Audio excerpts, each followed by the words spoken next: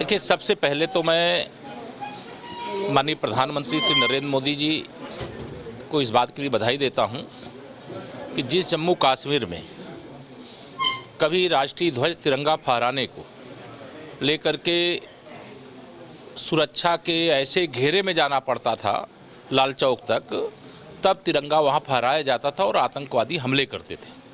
लेकिन धारा 370 और 35A का अंत होने के बाद अभी 15 अगस्त जब आज़ादी के अमृत काल में जम्मू कश्मीर के भी हर घर तिरंगा फहराने का काम हुआ।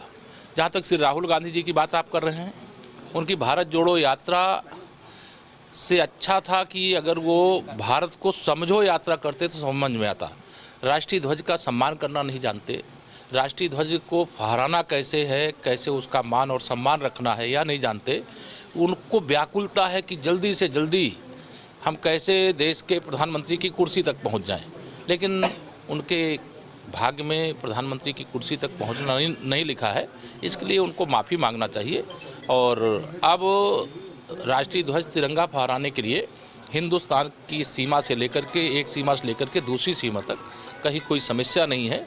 इसलिए कांग्रेस को यह नाटक करने से पहले जो धारा 370 और 35A की समस्या उन लोगों ने पैदा की थी, उसके लिए देश से माफ़ी मांगनी चाहिए। लेकिन सर, जो झंडा फहराया गया जहाँ भी वहाँ लाल चौक पे, वहाँ तिरंगा छोटा था, उनका राहुल गांधी का कटआउट बड़ा था। इस पर क्या करें, क्या कांग्रेस क्या मैसेज देना चाह रही है? देखिए, यह स्पष्ट है कि यह वोट की राजनीति करने की तलाश में है और इस देश में कांग्रेस सहित जो भारतीय जनता पार्टी और माननीय नरेंद्र मोदी जी के विरोधी राजनीतिक दल हैं और नेता हैं, वह लगातार इस प्रकार का मैसेज दे करके कि अगर उनका कटआउट बड़ा है और राष्ट्रीय ध्वज छोटा है तो इस पर उन्हें शर्म आनी चाहिए और उनको इस प्रकार की गलती करने के लिए संपूर्ण कांग्रेस को माफ़ी मांगना चाहिए।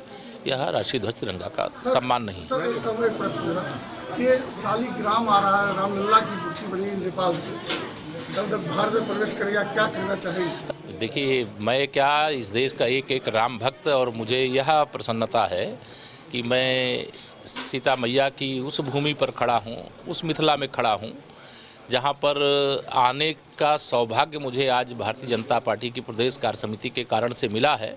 तो मैं सौभाग्यशाली समझता हूँ अपने आप को।